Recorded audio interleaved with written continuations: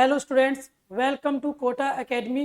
बेटा आज हम डिस्कस करेंगे पॉलिनोमियल का बहुत ही इंपॉर्टेंट क्वेश्चन। ठीक है बेटा, ये क्वेश्चन क्या है आपका? Find the zeros of the quadratic polynomial. और क्वाड्रेटिक पॉलिनोमियल क्या दे रखी है हमारे पास? 6x² minus 13x plus 6। और उसमें आपसे क्या कह रहा है? And verify the relation between the zeros and it's coefficients. ठीक है बेटा, तो ये क्लास 10th का बहुत ही इंपॉर्टेंट क्वेश्चन है और एक क्वेश्चन इस टाइप का आपके एग्जाम में, बोर्ड एग्जाम में जरूर पूछा जाता है। ठीक है बेटा, तो देखिए क्वेश्चन कैसे हम इसको आगे प्रोसीड करेंगे वो आप लोग देख लीजिए। क्वेश्चन है हमारा, सबसे पहले हम क्वाड्रेटिक इक्वेशन लिख लेते हैं बेटा। क्वाड्रेटिक इक्वेशन क्या दे रखी है? 6x² माइनस 13x प्लस 6, ये हमारी इक्वेशन है। 6x² minus 13x plus 6। Clear है बेटा? अगर हम बात करें sum of roots and product of roots की इन क्वाड्रेटिक इक्वेशन, तो देखिए सम ऑफ रूट्स क्या होता है बेटा? इसको हम कंपेयर किससे करेंगे? ax² plus bx plus c equals to 0 से हम इसको कंपेयर कर देते हैं बेटा। तो a की वैल्यू कितनी आ जाएगी? 6 आ जाएगी। b की वैल्यू आपकी -13 आ जाएगी और c की वैल्यू आ जाएगी बेटा 6।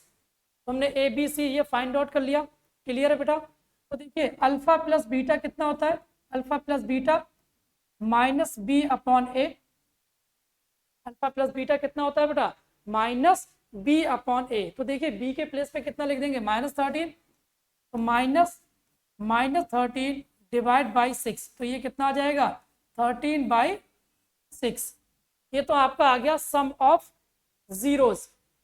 अब जीरोस निकालेंगे, अगर अल्फा इंटू बीटा, तो ये किसके इक्वल होता है बेटा? सी अपॉन ए के इक्वल।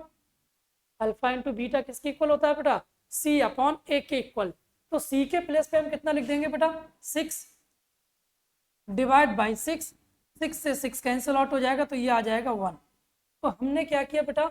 वो आपसे कह रहा है कि verify the relation between the zeros and coefficient. तो अभी हमने क्या किया बेटा? इसके कॉफिशेंट निकाले और इसका सम निकाल लिया, इसका प्रोडक्ट निकाल लिया। ठीक है बेटा, अब हम एक काम करते हैं, इस इक्वेशन के फैक्टर करते हैं। ठीक है ना? और फैक्टर करने के बाद हम चेक करेंगे कि उसका सम और इस अल्फा प्लस बीटा का सम क्या इक्वल आ रहा है। क्लियर है बेटा? तो देखिए इक्वेशन क्या है हमारी? 6x² minus 13x plus 6 equals to 0। तो देखिए मिडिल टर्म स्प्लिटिंग ये हम इसके अंदर अप्लाई करेंगे बेटा। तो ये 6 जा 36। तो 36 को हम क्या करेंगे? 36 को ऐसे दो पार्ट में डिवाइड करेंगे कि प्लस करके कितना आ जाए बेटा? 13 आ जाए। तो देखिए डिवाइड करके पहले इसको देख लेते हैं। ये कितना आएगा? 2 1 जा 2, 2 8 जा 16 और 2 9 जा 18। ठीक है बेटा? तो देखिए 2 2 जा 4, इसका एक हम पेयर ले लेते हैं और एक ये 9 का। ठीक है ना? तो 2 2 जा 4, 4 प्लस 9 कितना होता है? 13 और 9 4 जा 36।